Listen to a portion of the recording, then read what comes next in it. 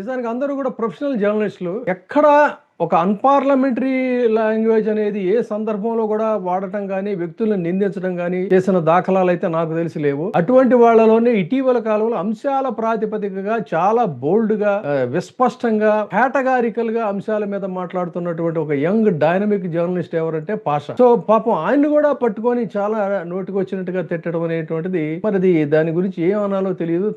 తన రియాక్షన్ ఏంటనేది మనం చూద్దాం. సార్, నిన్న RRR గారు, రఘురామకృష్ణరాజు గారు జర్నలిస్ట్ సాయి గారిని ఉద్దేశించి, నా ఛానల్ ద మీడియా రిపోర్ట్ ని ఉద్దేశించి ఆయన మాట్లాడడం జరిగింది. నేను ఆయన ఒకటే విషయం అడగాలి. సార్, రాజకీయాలలో పార్టీలు మారే నాయకుల్ని ఏమని పిలవాలి? ఒకసారి దయచేసి ఆయన సమాధానం చెప్పాలి. నిజాన్ని నిర్భయంగా మాట్లాడే జర్నలిస్ట్ ని మీరు బ్రోకర్ అని పిలిస్తే, రాజకీయాలలో పార్టీలు మారే వ్యక్తుల్ని ఏమనాలో అదొకసారి ఆయన చెప్పాలి. రెండోది, దేశ ప్రజల సొత్తుని, సొమ్ముని కట్టుకొని సంపాదించిన డబ్బుని బ్యాంకులో వేసుకుంటే, ఆ బ్యాంకులో ఉన్నటువంటి డబ్బుని ఈ రోజు మీరు కాజేశారు అన్నది మీ మీద ఉన్న ఆరోపణ. సరే, ఆ ఆరోపణ సిద్ధం అవ్వాలి, అది కోర్టులు చూసుకుంటాయి. ఆరోపణ అయితే మీ మీద ఉంది. మరి అట్లాంటి ఆరోపణలు ఉన్నటువంటి మిమ్మల్ని ఏమన్నారు? దయచేసి ఒకసారి సమాధానం చెప్పండి. సింపుల్ ఒకటే విషయం ఏంటంటే, లోకల్లో ఆయన పార్టీ ఉంది, కేంద్రంలో ఆయన పార్టీ ఉంది. అయినప్పటికీ కూడా ఆయన కేసులకు సంబంధించి ఎలాంటి హెల్ప్ ఎందుకు దొరకట్లేదు? ఆయన పవన్ కళ్యాణ్ ఏదో అన్నాడు, అటు బీజేపీ చేయి వదిలేసింది, ఇటు టీడీపీ చేయి వదిలేసింది, నేను ఇరుక్కపోయినా అని చెప్పేసి కొత్తగా మొదలుపెట్టిన స్ట్రాటజీ. దానికి ఒక చిన్న ఉదాహరణ చెప్తాను. నిన్న ఒక పెద్ద ఛానల్లో ఒక థంబ్నెయిల్ పెట్టారు. ఏంటి ఆ థంబ్నెయిల్ అంటే, నా టార్గెట్ జగన్ సాక్షి అని చెప్పి, అంటే జగన్మోహన్ రెడ్డి గారిని టార్గెట్ చేసి మళ్ళీ కొంతమందిని మెప్పించాలి అన్నటువంటి కార్యక్రమం మొదలు పెట్టింది. ఆ విషయం మా అందరికీ అర్థమవుతుంది. మీరు మొదలు పెట్టండి, కార్యక్రమాలు చేసుకోండి, కోర్టులో కేసులు అవన్నీ చేయండి. కానీ మాలాంటి వాళ్ళ మీద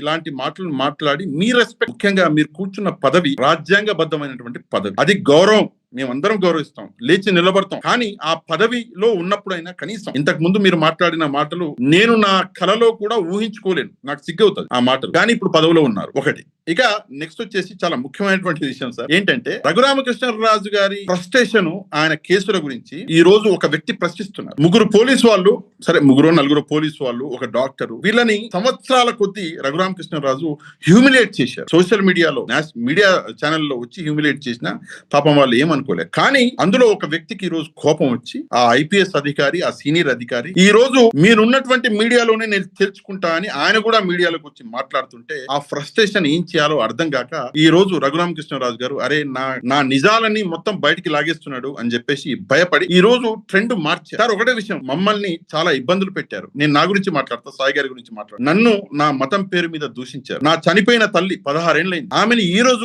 కూడా దూషిస్తారు. నా తండ్రి చనిపోయి ఇప్పటికి 9 ఏళ్ళైంది, ఇప్పటికీ దూషిస్తారు. ఇష్టం వచ్చినట్టు తిడతారు. నా భార్యని, నా పిల్లల్ని, ఆడబిడ్డలు ఉన్నారు, ఇష్టం వచ్చినట్టు నాకే డైరెక్ట్ గా మెసేజ్లు చేస్తారు వాట్సాప్ లో. ఎప్పుడు కూడా ఈ విషయాలు ఎక్కడ చెప్పుకోలేదే, ఎప్పుడు కూడా ఈ విషయాల మీద ఫ్రస్ట్రేట్ అయ్యి ఏదో ముందు ఒక మాట మాట్లాడలేదే. ఎప్పుడు మాట్లాడినా కూడా కేవలము టాపిక్ల మీద, ప్రజల సమస్యల మీదే మాట్లాడినాం. ఎప్పుడు ప్రశ్నించినా కూడా ప్రభుత్వాన్ని ప్రశ్నించడం అంతే. ప్రభుత్వాన్ని ఎప్పుడు పర్సనల్ గా లేదు. చంద్రబాబు నాయుడు గారు ఆయనని 75 ఏళ్ల వయసు, నా తండ్రి వయసు, ఆయనని ఏ రోజు నేను అగౌరవపరచలే, పర్సనల్ గా మాట్లాడలేదు.